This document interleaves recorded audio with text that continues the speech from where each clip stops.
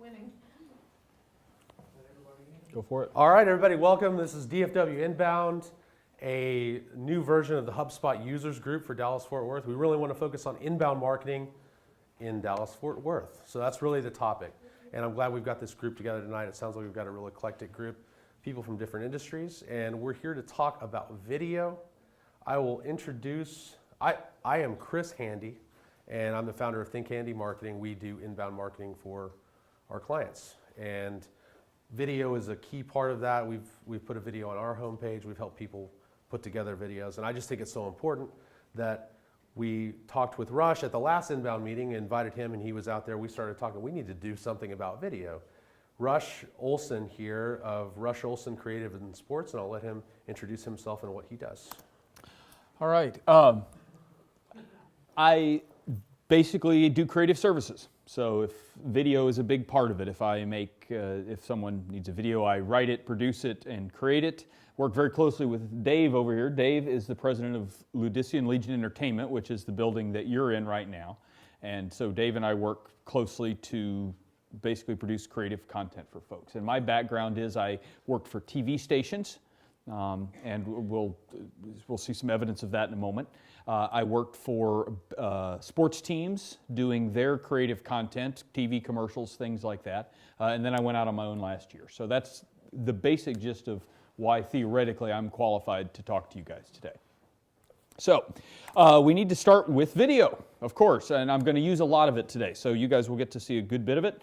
Let's see this one, which you may have seen already.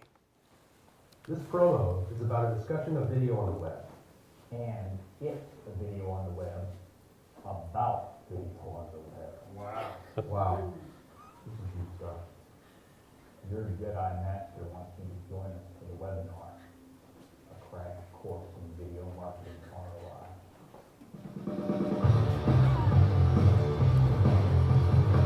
Get all the details about our December 11th webinar, a crash course in video marketing ROI, at thinkhandy.com/video ROI.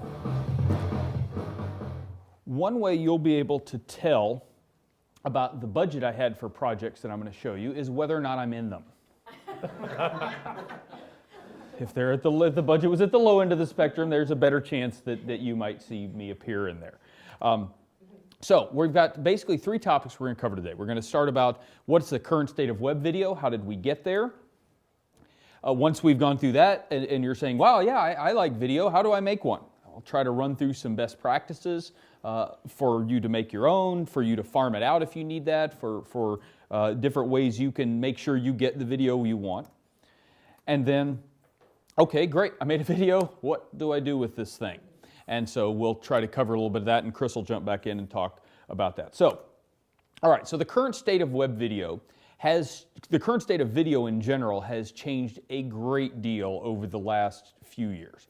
And so what I like to refer to is the lower floor and the higher ceiling. So in the old days, if your company was making a video of some sort, it was probably a TV commercial or something that was going to air on a broadcast on one of the four major networks or three major networks. You had a very low floor for that because people did not have very many choices if they wanted to watch video. They had to sit in front of their television and they were going to watch one of those major networks. And so you could be assured if you got to the point where your video was running somewhere, you had a pretty good place that they were going to see it. So there was a high floor. But there was a low ceiling. In other words, that was about as far as you could go, was the number of people that were tuned in to, let's say, their local TV station that were going to be able to see that commercial. Now it's changed. Instead of having a high floor and a low ceiling, we've got a low floor and a high ceiling. So if you make a video, you can now throw it up on YouTube and watch no one watch it. It's a very low floor. On the other hand, your ceiling is enormous. Now you can make a video, whether it's for television or not, and it can not only get watched by the intended audience, let's say whether it's on television or wherever, it can get shared by that audience. It can get shared by the people who got shared with and the people that they then share it with. and it can go viral, it can be distributed worldwide, it can make amazing inroads in the number of people you communicate with, so you've got a much higher ceiling than you used to be. This photo, by the way, was taken back in the old days of TV, as you can tell by the models of the cars there. That was the NBC studios in Burbank. The other thing you can do with video that you never used to be able to do before, at least not directly, is monetize it. If your video is getting the number of views it needs to, you can monetize it directly through a YouTube. Then you can also use it to directly drive sales, and we'll talk a little bit about how that works. But that's the other thing, is you've gotten to where you can communicate so directly with video and other forms of content marketing that you're able to monetize video much better than you ever used to.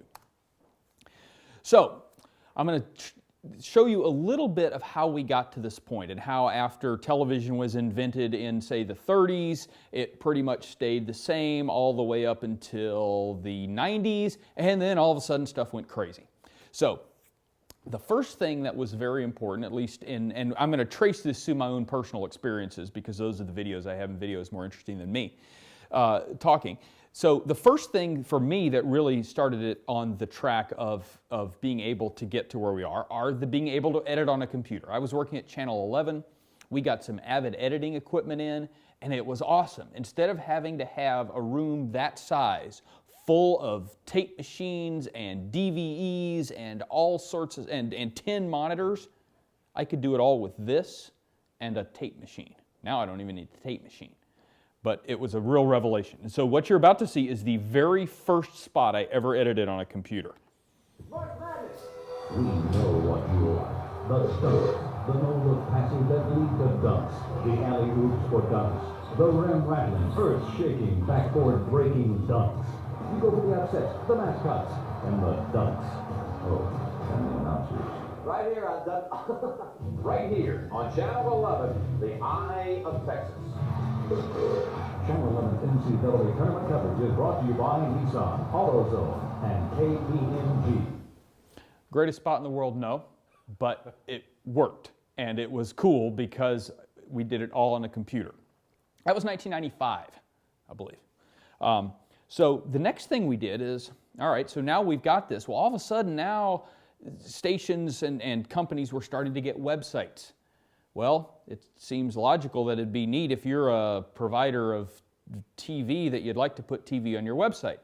And so when I was at Channel 11, the first stuff that started happening is they started streaming the newscasts. And if I recall, I think like 50 people at a time could watch it based on the service that they had. And we did a golf show where we streamed it live, and I think we got 30 people watching. We were really happy. And so then I worked at Channel 39, and we were working on downloadable video. And so what you had to do in 1998, a lot of people had dial-up connections. In fact, most of the people that were getting on the internet had dial-up connections. So if you wanted to give them some video to watch, it needed to be really small, and it probably needed to be a really tiny looking file and about this long. You know, you go to China or you go to Albania or Vermont, and the country music's not nearly as good. So that was a Delbert McClinton with about a 3-second clip that we had used to sort of cross-promote this Western weekend we were doing, where we showed all these Western shows. And I think he was talking about that Robert Duvall movie or something. And so we had several of these clips that you could download. And as you can see, the quality is terrible. The frame size is tiny because we were trying to keep it under a megabyte so people could download it over their dial-up connection. So next, you get to the point where you can start building on your offline efforts. So now, okay, that was kind of an example. Now we're getting to the point where, okay, we're shooting all this cool video, we've got some good production values. Hey, you know, it doesn't have to just run on TV. We've got this website, and by this point I was working for the Rangers, and so we were working with Major League Baseball Advanced Media, which was developing this really robust broadband infrastructure. And people were starting to get broadband connections. So now we started thinking, all right, if we're doing this stuff for broadcast, you know, why can't we expand on it for the web? So you're going to see, so this was a TV commercial we did. So why did you guys make the New Jersey sleeveless? Well, it gets kind of hot here in Texas, so sleeveless might be cooler. I wish we had that. That one you've got is made of modern material. But back when I wore powder blues, they made them out of yak fur with a down lining. Yak fur. With a down lining. That was hot. Did I mention we used to walk barefoot to the ballpark? Okay, now. Visit the majestic Grand Slam shop for the widest selection of Rangers merchandise. Open year-round at the ballpark in Arlington. So you're actually going to see Jim. I don't know if any of you guys are Rangers fans. You're going to obviously see some of that through here. So you're going to see Jim Sundberg again. And one of the things that that was funny about this shoot is Jim had a hard time getting some of his lines right. So in the old days, that stuff just ends up on the cutting room floor. There's nothing to do with it. But now all of a sudden there's a website. We're like, hey, we could put together a little, a little reel of that, and now we've actually got somewhere we could use it. Visit the majestic Grand Slam shop. Hi, I'm Michael Young. Yeah. Visit the DT, I'm not even making it very far now. Visit the majestic Grand Slam shop at the ballpark and see all the new Ranger stuff. Michael Young clearly found it very funny. I cut this down. The reel was 2 minutes worth of funny Jim Sundberg stuff. But it was neat because now you're evolving, and now you're starting to be able to think out of the box of the 30-second TV spot or the segment that's going to run on a newscast. And now we're like, well, you know what? Maybe we can do stuff that doesn't even need to run on TV. And one of the neat things you're getting into now is you're thinking length. Well, when you were making a commercial, it's got to be 30 seconds to the frame. Because anything that's beyond 30 seconds, the TV station cuts off. But now on the web, it doesn't really matter. So you're about to see Jim Sundberg again. Oops. Did I tell you the night that I hit for the cycle twice in one game? Really? You know, what's amazing is that I once hit 350, and all year long I have broken pelvis. Wow, you're the toughest player ever. This is exactly the sort of thing that you're going to need to watch out for while on the Texas Rangers Alumni Legacy Cruise. You're going to be in the presence of Major League Baseball players talking baseball in a very relaxed atmosphere, the perfect environment for storytelling. Hey, did I tell you about the time I hit 5 home runs in the first 3 innings of a game, but it got rained out, so it wasn't official. Sad, isn't it? You're going to have a good time on this cruise. You'll have all the amenities on a normal cruise, but you'll be sharing the experience with some of your favorite former Rangers. They mean well, but they get a little carried away. But you can avoid being affected by storytelling. Just use a little common sense. And after I sold my 200 base of the season, with 3 weeks left to go. Wait a minute. I thought the Major League record was 130 steals in a season. Well, you know. That's a good man. I'm Cam Lowe, and I'll be on the cruise too, to stop story blue. Oh yeah, Nolan Ryan used to always pitch around me. Sonny, Nolan struck you out 11 times. He wasn't afraid of you. We're gonna have a great cruise. The Texas Rangers Alumni Legacy Cruise sails November 8th through 12th out of Galveston with a stop in Cozumel. For details, visit texasrangers.com.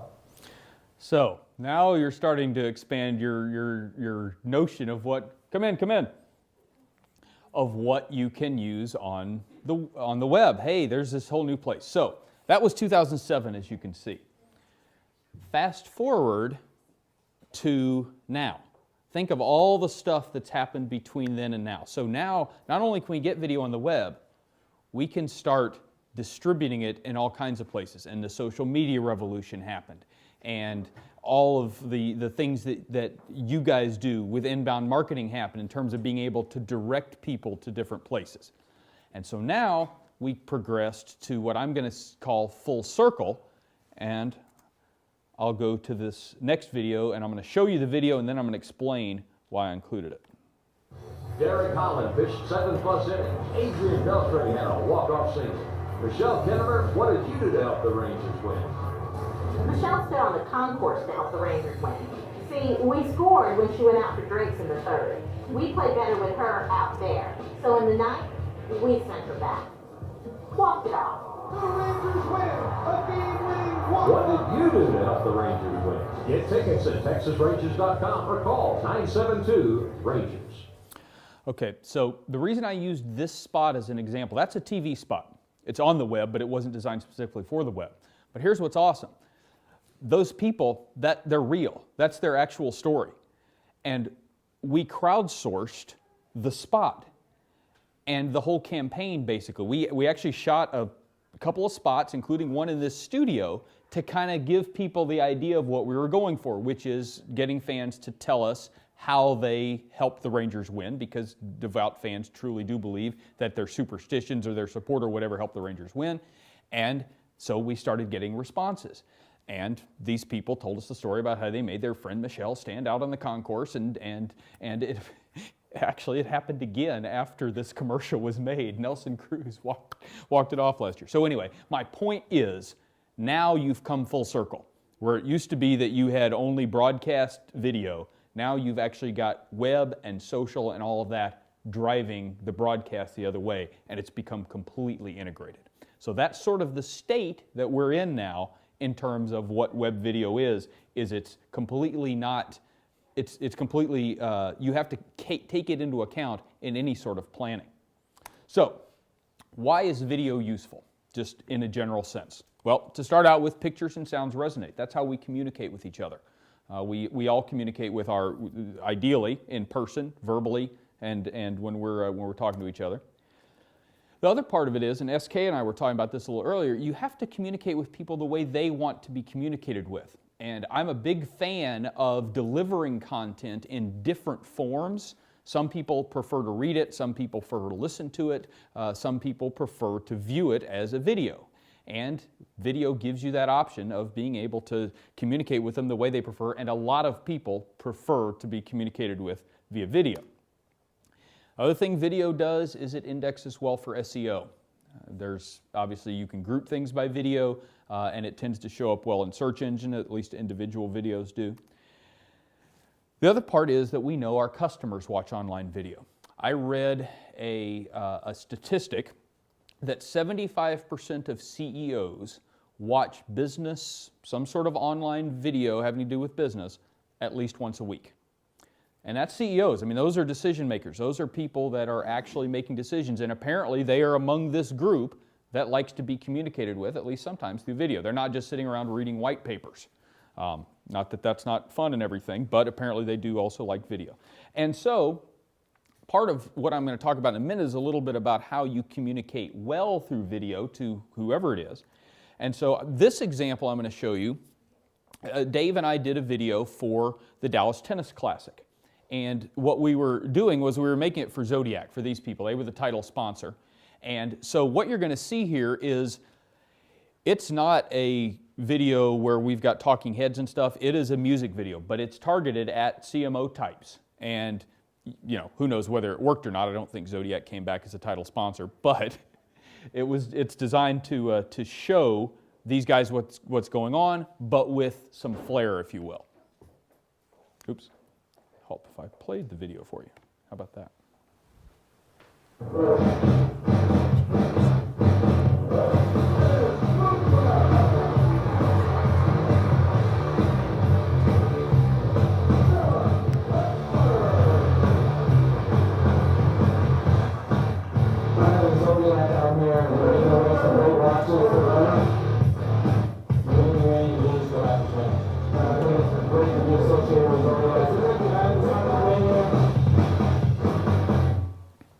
So you can tell that story by saying, hey, you know what, there were a lot of celebrities out there and using voiceover. That would definitely be one way to do it.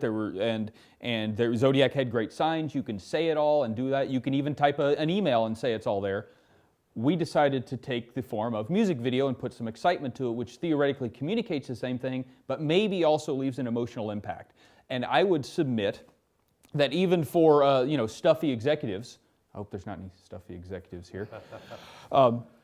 Hey, you know what? They're people. They like to be communicated to in the same way we all do. They like to watch. They prefer an exciting match of tennis to a boring one, or whatever sort of diversion they're into. So, one thing to keep in mind. All right. So Chris and I, when we were planning this, we're sitting down, we were like, we should list types of video that are on the web. And basically we got through a whole bunch of them, and I'm sure the list could continue down to the floor and all the way down to China, or what's on the opposite side of the globe from where we are now.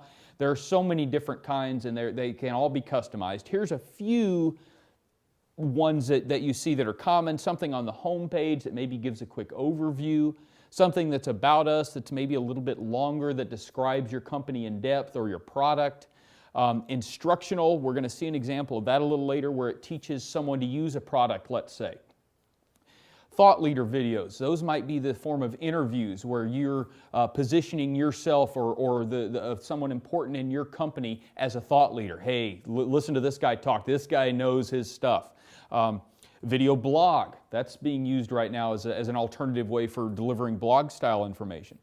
What I'm going to call video chat, which incorporates all of the different interactive ways that people use live streaming video. So that's Skype, that's FaceTime, that's all of that. Those are all ways that people use video for person to person or person to person to person, or however many you want communication. There's episodic, which is, let's say, a series of videos on a topic, and you use one to influence people to view the next one and stuff like that. And then there's repurposed. You've already seen a bunch of those tonight where you took maybe a video you had done for broadcast, you repurposed it for the web. You took some content that you had done for a PowerPoint and repurposed it into a video form. So there's lots of things. I didn't put it on the list, but there's the Make the Soccer Player Breathe Fire video, which some of you may have seen. That was Dave's fine work. So, all right, so now let's hypothetically say, after listening to me, or some of you may have seen video before, hey, this video thing sounds interesting, I like it, how do I go about getting one? All right, so the first thing you should remember is digital technology has made this less expensive than it's ever been. It can still be extremely expensive, but it's easier to get more than you've ever been. I mentioned earlier the notion of what I used to need a whole room to do, I can now do in the comfort of my apartment with this. Digital technology has helped you there. It's helped in camera technology, it's helped in any number of ways. So it's more achievable than ever before to do something compelling. Second thing you want to keep in mind when you're planning your video is how cheap can you get, and what does that depend on? All right, depends on your brand. If you are selling Lexuses, there may be a certain floor in how cheap you want to look. If you want to think about your budget, obviously you're going to get called onto the carpet at the end of the year for whether you spent your budget. Oh, hey Dave, can you open a beer for this lady? Man, we don't. Yeah, Dave's really good at opening beer. Trust me. That's why he keeps me around. Oh, no. He's good at opening wine as well. It's not just beer. And then the other thing you have to keep in mind for budget is your concept. What are you doing? If you're making a video that requires aerial shots of people climbing mountains, that's going to be more expensive than me and Chris sitting in the studio. So you keep those in mind as you're planning your budget. So then there's sort of 3 steps to what you're going to be doing. And you're going to start with pre-production, and this is very important because this is the planning stage. This is where you're thinking, all right, well, what are we trying to accomplish here? What's going to be the best way to communicate it? What resources do we have? Then moving on to the script writing or storyboarding phases, figuring out what resources you need to bring in. Do we need to go to a studio? Do we need to shoot this in a cubicle area? What do we need to do with it? That's the pre-production phase. You move on to the production phase. That's where you're actually shooting the video or creating the elements that are going to go in the video. Are you making some animation? Are you shooting video with a camera? What are you doing there? Then you get into the post-production phase. The post-production phase is where you take all those elements you planned here and created here and put them together. So that's going to involve editing. That's going to maybe involve recording of some audio voiceover if you haven't already done it in the production phase. That's going to include the approval process. Always very important. There's always somebody that has to tell you your video is okay. And so those are basically the processes you've got to keep in mind when you're planning. Rush, before you move on, I wanted to just point out that even if you just pull out your iPhone and do a quick interview with the CEO, all those stages are happening. You're anticipating doing it, you're clicking record, and then you're uploading it to YouTube. So no matter the size of the production, that is all happening. So you decide how much time you're going to spend on any one of those given stages. Absolutely. So now you're going, all right, well, yeah, I'd like to try that. What's the downside? What can I screw up? So now, against my better judgment, I'm going to show you what I think might be the single worst TV spot I ever made.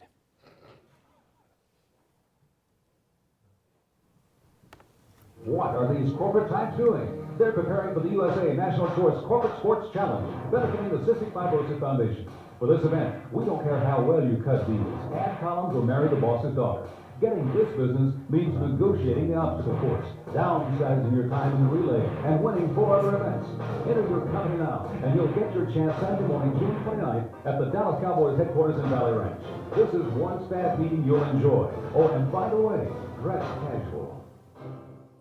So I've got a lot of excuses for that spot. I'm not going to run through all of them, other than that I was young and I needed the money. But there were a lot of things that I would do differently, and I'm going to call this failure production. Because the script was okay, the pre-planning was all right. What was terrible was the way it looked, the graphic was awful, the casting was horrible. So I'm going to call that production failure, and so that's one of the things you kind of got to solve either in production or in pre-production. So the graphic looked awful. I can't believe I actually did that. So anyway, that's a good example of what I'm going to call a production failure. We'll watch this and I'll explain why this is bad. DineOutCheap.com is the free website where you can search for deals on restaurant meals. Andy, you've got quite a great site there. Hey, thanks. Now, DineOutCheap.com is simple to use, so easy a child could do it, and in fact, Andy has taught his sons how to do so. Now, he may regret that later, but for now, let's meet Adam, Matthew, Michael, and Andrew. Michael, what have you saved money on today? A pie. In addition to sorting DineOutCheap.com by location and restaurant, you can also search by type of food, in this case, dessert. Now, even with the meager allowance Andy pays them, they've been able to afford more food than they can eat. What are they going to do with it? Guys, let's go show Andy what we got.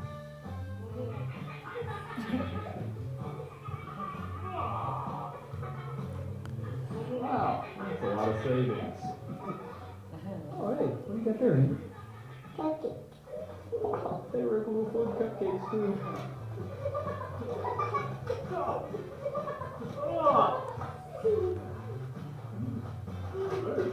Wow, Andy, is it possible to save too much at DineOutCheap.com? Just kidding. Remember, when you want to save money on restaurant meals to eat for whatever reason, have you or your kids visit DineOutCheap.com. All right, so I played this one not because it was necessarily badly produced. The issue with this one was the distribution. So Dave and I went to, you're about to see how much trouble Dave went to, a lot of trouble to make this video. And as you can see, our client did as well. But the failure was on the back end. We didn't necessarily have the best plan for distributing it, and so it didn't get a ton of hits on YouTube. It didn't, and this was kind of in the early days of all this, which I suppose will be our excuse, but we hadn't planned for exactly how it was going to be implemented. It was on message, the production values were good, it had kids and mess. I mean, that's, fairly viral, good candidates for viral right there, but it just didn't happen, and we attribute it to the plan afterwards. So that's part of that sort of pre-planning process where you've got to have it in mind.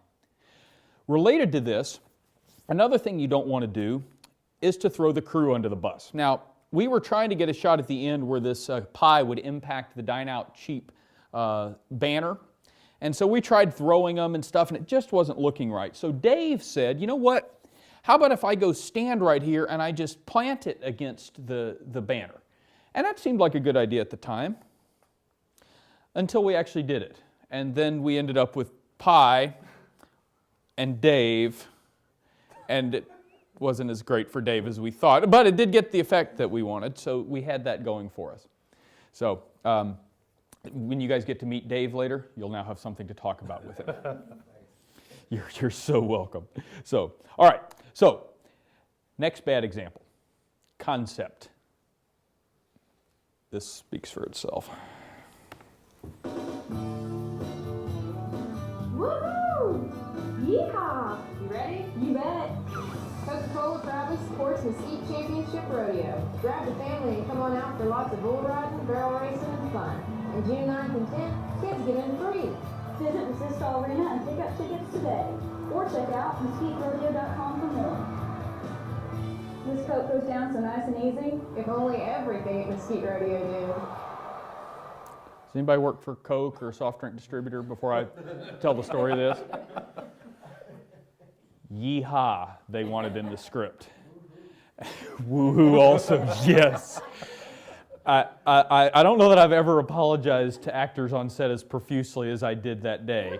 That we had done, I was working for the rodeo at the time because the Rangers owned the rodeo too, and I had written a script for this promotion. We had used these two ladies who raced chuck wagons. I mean, these ladies are amazing athletes. They raced these high-speed 4-horse hitches around the arena.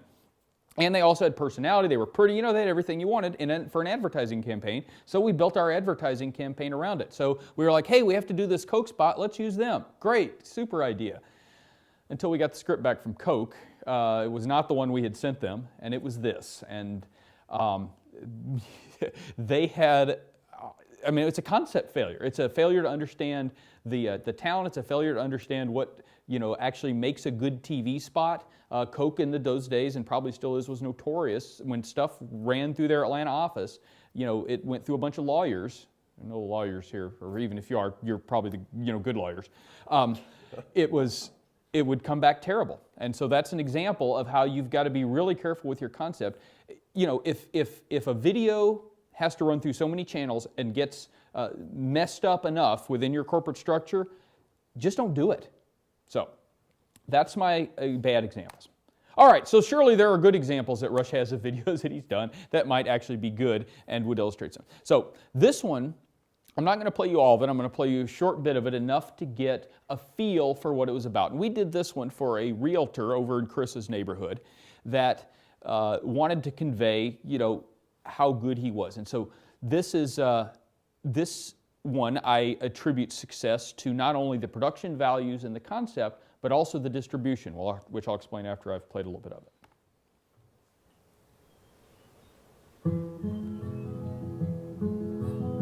He's been so professional and really took time to get to know us.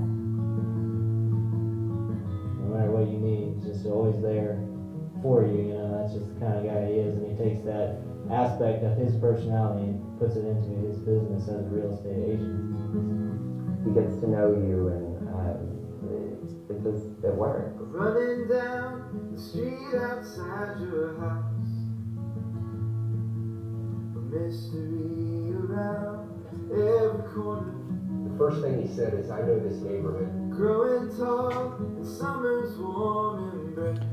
So I'm going to go ahead and stop it here. You've kind of gotten the gist of it. It's very soft, very good feeling, not a complicated concept, but I give Greg Fischer a great deal of credit for the way he went about doing this. And so it ended up being a nice feel. He got a local musician to use one of his songs in there.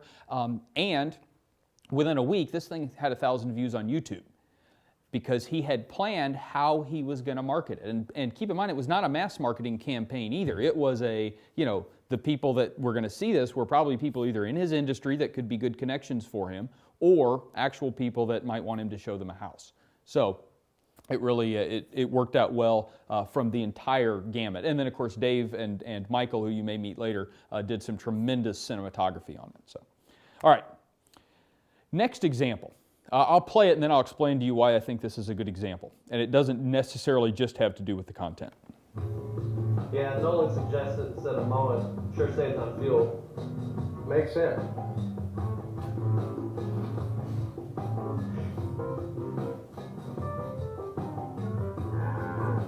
Saves on fertilizer too, looks like. Yeah. Hey y'all, get that shovel. This Monday against the White Sox is Coca-Cola. So, yeah, I showed you a commercial with a poop joke. The reason this was that I consider this commercial and that whole campaign a success was the research that went into it. And back in the off-season of 2010, the Rangers did a ton of research. We brought in a consultant, we did focus groups, online surveys, all kinds of stuff to really learn, hey, who are the customers? What do they think of the brand? What values are important to them? And one of the things that really came out of it was how important the whole concept of Texas and Texas values were. People associated Texas with a lot of really positive values, such as generosity, competitiveness, stuff like that. And as it turns out, the first name of the Texas Rangers is Texas. We had Nolan Ryan as the president at the time. You might have heard him get thrown under the bus in the copy of that. And so we developed a whole campaign that our goal was to take a lot of those values and sort of physically manifest them in the ballpark and get people to associate those with folks and hopefully do it in a memorable way. We did not actually have Longhorns out there. That was done in post-production. So otherwise I'd have a real good outtakes reel to show you. So my point is, that's all part of the pre-production process, and the consultant had a really good phrase that he said, which is, give me the freedom of a tightly defined strategy. And he meant that for creatives, for people that are creating things, writing things. It is so much easier to do good creative, good videos, good content marketing for that matter, if you know what you're trying to achieve, what the people that are going to see it are thinking of it. And that applies to video at least as much as that. So, all right, you're making a video. What is going to help me? What things can you tell me, Rush, to help me get started doing this if I want to do it? So first of all, kind of what I just said, concept trumps everything to me. If you've got a good concept and you've got good backup for why that concept is going to happen, it can help you with a lot of different problems. So how can you go about doing this? All right, well, if your budget is zero, one thing that you can do is there are free editing programs, iMovie for Mac, Movie Maker for Windows. They're free. The iMac even, iMovie comes on your Mac. Final Cut Pro costs $300, the latest version. Now, and that's what I have on here. That's what I do a lot of work on. And that's not terribly expensive for everything it gives you. You've also got Adobe Creative Suite and Avid. Those are a little bit higher end. The nice thing about Adobe Creative Suite and Premiere is the video editing program within it, is it integrates with Photoshop and all the Adobe suites of programs. Avid is my personal favorite because I came up on it. Avid is probably at the higher end of that, and then there's actually things that are even higher end than Avid. But one of the great things about Avid is if you're trying to install a massive video operation in your company, let's say, Avid has incredible shared storage where 2 people, 3 people, however many people need to, can be working on a project at the same time and sharing their work, which is an incredible, productive thing. How about PowerPoint? PowerPoint, you know what? You can actually output a video out of PowerPoint with your slides. It's primitive. It's not great. But you know what? If you needed something quick and you needed to just get it done quickly, you could do it that way. There's some online tools that do specialty stuff too, and I haven't even used all these. I'm going to show you an example of some of the ones I have that enable you to go online and edit videos. So a lot of you are probably familiar with Vine and Instagram especially. There's some other ones that enable you to do different stuff. Telegami does a little short animated videos, and I'm mad at them because they had a higher end program that they did that they discontinued when they put all their resources into Telegami. So don't go with them. And then GoAnimate is the one I'm going to show you right now. And what's cool about GoAnimate is it lets you do animated videos and pop in dialogue and things like that. You can export files. You can post them directly. And so a project that I've been doing is working with a guy. SK and I were talking earlier about Salesforce. This guy trains salespeople. He teaches people how to sell better. And what he determined is he could take all the knowledge that he's got of how to sell, that he goes and visits big companies and teaches their salespeople how to sell, he could move that online and serve a much wider variety, and he's doing it through Salesforce. And so the piece that I'm putting together for him is training videos that are theoretically funny. You'll be able to make up your own mind about that in a moment, but that also teach the lessons that these guys need to know. And so the actual video you're about to see is longer than this, but I edited down a few things so you can just see sort of an example and see especially what the GoAnimate platform can do. Somebody else has what you want. A foothold in that big account. They have a name. They're called the competition. What do you sell? Zombie attack insurance. For whom do you... Oh, it does not matter. You will never sell them protection against even one zombie. That is my account, and I own that account. Own it. Your company could not sell artificial sweetener to a diet cola. You are a wimpy company. Wimpy, wimpy, wimpy. He called us a wimpy company? Okay, it's on. They have had that account since the Middle Ages. Look, shareholders are insisting their companies be covered in case of an attack by the living dead. And our coverage is the best in the industry. Intellectual property loss due to eaten brains, reburial of the afflicted, ancillary coverage for damage caused by employees who become zombies themselves while on the clock. We have it all to demonstrate our superior value. Oh, like that we include zombie identification guides with every policy. Exactly. You have to be able to tell if someone is actually a zombie or just unproductive and hygiene deficient. That's a good example of our next point, changing the playing field. How did you do it? You stole my biggest account. My family had serviced that account since the days of Ivan the Terrible. Not bad for such a wimpy company, huh? Are you hiring? So basically in all these there's sort of a scenario and this guy is the bad the not very competent salesperson, and he screws it up, and then his sales manager teaches him the right way with all my clients' tricks and tools, and they resolve the video. But my point was to show you go animate, and it's really not terribly hard to do this. So it's pretty cool. All right. So now you've gotten to the point you're figuring I need to make a video. Can I do this myself? Do I need to hire somebody to do it? So I made a list of some things that might cause you to want to hire a professional. First of all is knowledge. If you don't know how to do it at all, then you may need to hire someone. Second is concept. Maybe you've got some tools in-house to do it, but you're not comfortable with your ability to put together exactly the concept you want, or have it be creative enough, or whatever you need. The third is technical. Maybe you know what you want, but you just don't have the equipment to do it, and so you need to go to someone who does. Another reason might be that you've got a celebrity or a VIP involved, and that doesn't necessarily mean just a celebrity, someone we've all heard of. That could also mean a celebrity within your field. That can mean a VIP within your company. Sometimes if the person you're making the video with can have you fired, that makes them important enough to bring in some outside resources to make sure it gets done right. And then setup. Maybe you just don't have the setup. Maybe you don't have a room to do it in or whatever. So those are some things to consider. As you're figuring your costs, what you're going to want to do is take a look at your in-house resources.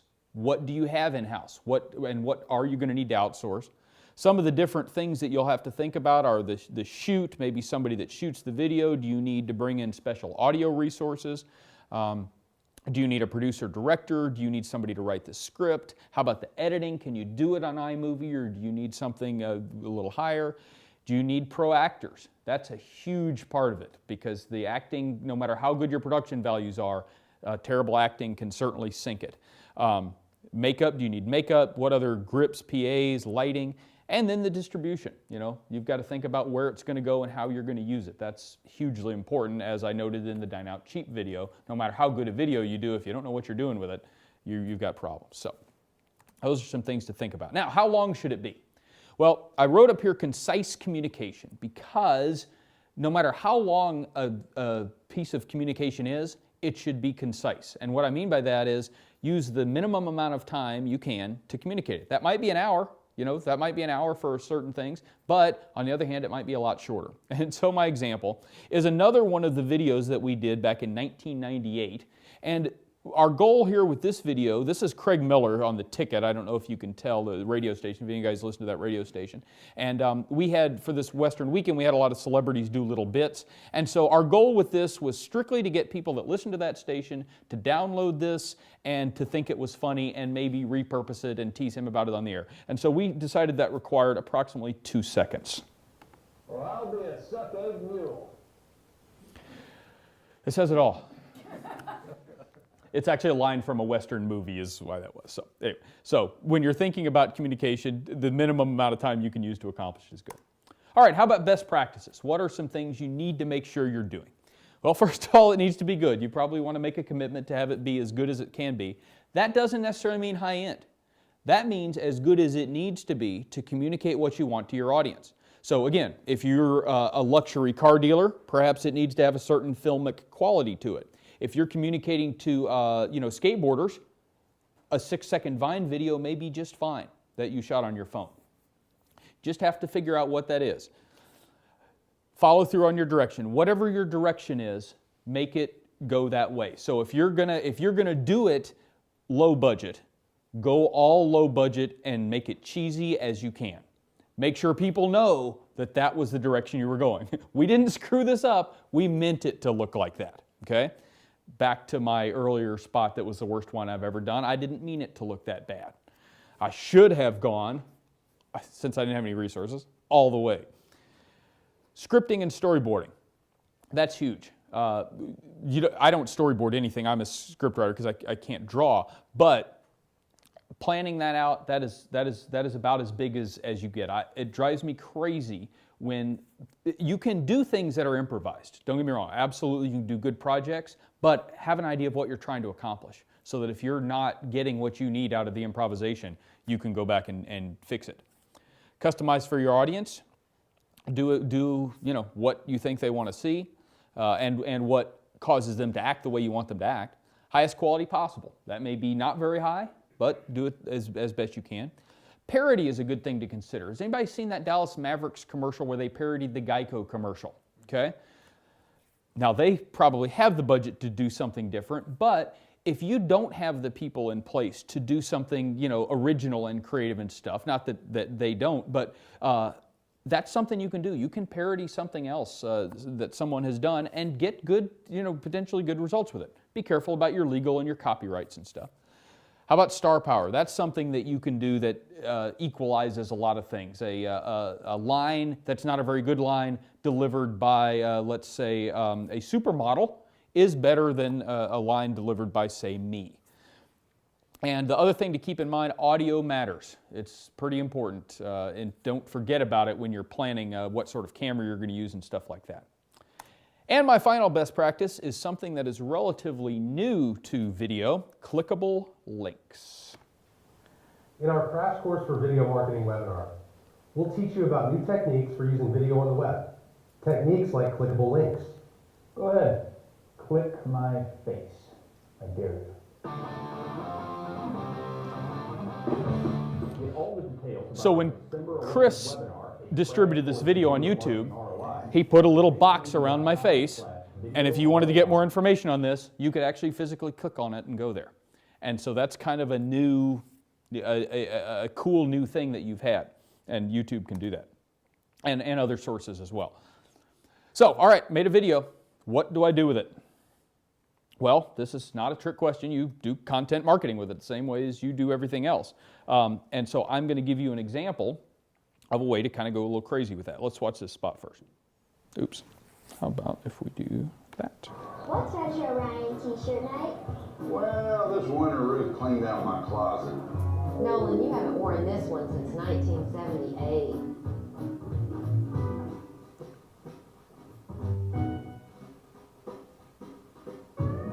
So we're giving 30,000 of these away, but I snuck this one out. Get one of these Ryan t-shirts June 16th when we play the Astros, presented by Sweet Baby Ray's. So, okay, for those of you that, I shot JR, just to save those of you who don't know from asking. It was a thing on the TV show Dallas, because a lot of our crew didn't know. They were like, they didn't know what that meant. Most people here do, but it was a TV show, and there was a big thing where Larry Hagman's character got shot, and it didn't leak on the internet because there was no internet, and so the people had to watch into the third episode of the following season to find out who had actually shot JR. It was Kristen, by the way, just a spoiler. Oh, no. So what we did was we shot. So we're thinking in terms of this TV spot beyond just running on TV once or several times. So one of the things we did is we shot several endings. We shot it with 5 different t-shirts. By t-shirt number 3, Nolan was like, why'd I agree to do this again? Then we thought, okay, what else can we do with it? Well, we started a social media scavenger hunt where people had to go to all of the different Ranger social media pages, including the website, Tumblr, Twitter, and look for things that we had planted there for them to find. And if you did the scavenger hunt, you got entered into a drawing to win the actual t-shirts that were used in the commercial. And we had 4 sets of them just to be safe. So we donated a couple for charity as well. We did a whole bunch of other stuff on the page, such as fun facts about it, where a lot of the stories that we had on there we talked about. You had all the different endings here. We posted those all up online where people could see them. We had an outtakes reel. Again, something fun you can do. you found out here that those were his actual grandkids that were in the spot. And so it's my example here is once you've got the video, it's not just video. There's all sorts of stuff you can do with it. If you go to my Facebook page, you will see behind the scenes photos from any shoot I think I've ever done that has behind the scenes photos. Because let's face it, video is still sexy. I mean, it's still, people think of it as making a movie and making a TV show. And so there's a lot of stuff you can do to create buzz beyond just the impact of the video. So, all right. Next thing is I'm going to let Chris say a couple of words about you made the video, you've got it posted somewhere, now what happens? Sure. Thank you, Rush. That was awesome. So you've got a video, you've got an awesome video, you're ready to embed it on your website or embed it in a blog post. You're going to want to know who is watching it and how many times they're watching it, what kind of distribution are you actually getting? Is your strategy going to work? So that's one of the things that we wanted to talk about today because of HubSpot and tie this back in. We're a DFW Inbound group, but also we're focusing on the tools that we use. So I want to give you some background on the way HubSpot works with a video hosting service called Wistia. And we've got a short video here that we can show you. It's about the integration. So if you use the HubSpot software, you might want to look at the Wistia platform as your hosting platform as an alternative to YouTube. And you'll see why.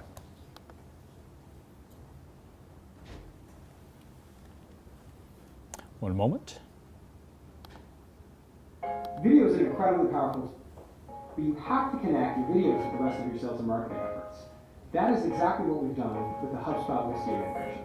The Wistia integration brings video analytics right into HubSpot. When someone watches your video, this data will pipe directly into your account, and you can use it to create smart lists, drive workflows, or score leads. Can you believe this, Baldy?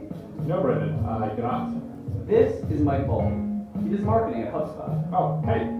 Mike can now run reports to see how HubSpot videos are performing. He can check out how each one impacts the conversion rate and make sure prospects are seeing the right video at the right time. All right, that's pretty awesome. This is Shannon and another Mike Peach. Hello. Shannon can now adjust lead scores and set up smart lists based on video viewing events. She can set alerts so that Mike gets a notification to follow up.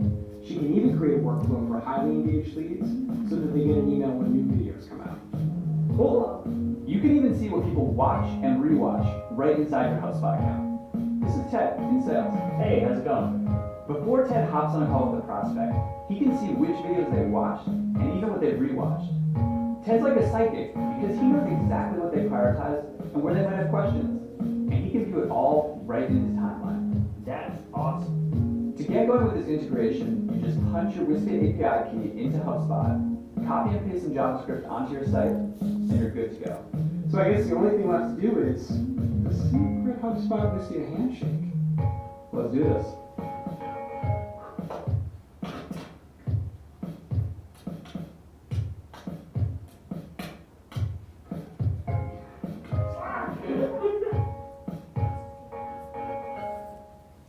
So does anyone already use this? Jeanette, how do you like it? What do you think about it? Love it. Yeah? Love it, yeah. I had I've got a client that has done some instructional videos for a trial for his software. And he didn't want to put it out on YouTube because he didn't want his competitors getting and seeing kind of insides of his software. So we embedded these videos, hosted them on Wistia, and put them in his site, and we're actually nurturing them for the trials, and it's going really well. He can see who's watched what, how much of the videos they've watched, and it's pretty amazing. It's That's really great. easy to set up too.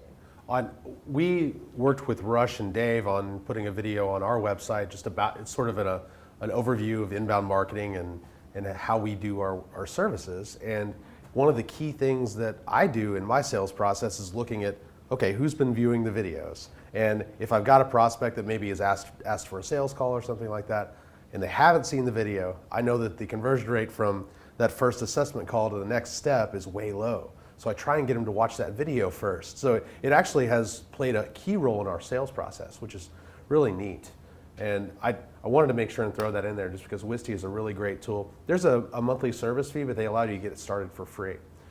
you can have up to 5 videos or something for free. And that connector, it works with, I think, all versions of HubSpot. So definitely something to look at. It really speaks to the way that video now can be monetized and targeted so directly in ways that you used to not be able to do at all, when all you could do in figuring out how to target your video was this program does okay in males 25 to 54. And you hoped that the Nielsen books and the sample size was correct. It's really remarkable and cool. Sure. Getting an email when your prospect views your video is a huge, huge deal. Yes. So at some point, Chris and I are going to do a webinar that covers a lot of this stuff, especially in the second half.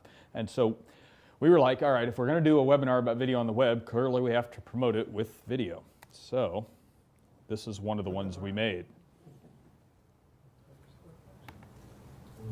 Sometimes a good video requires using the folk music of Zanzibar. We'll touch on that technique and others at our upcoming webinar. But I needed something that rhymed with webinar.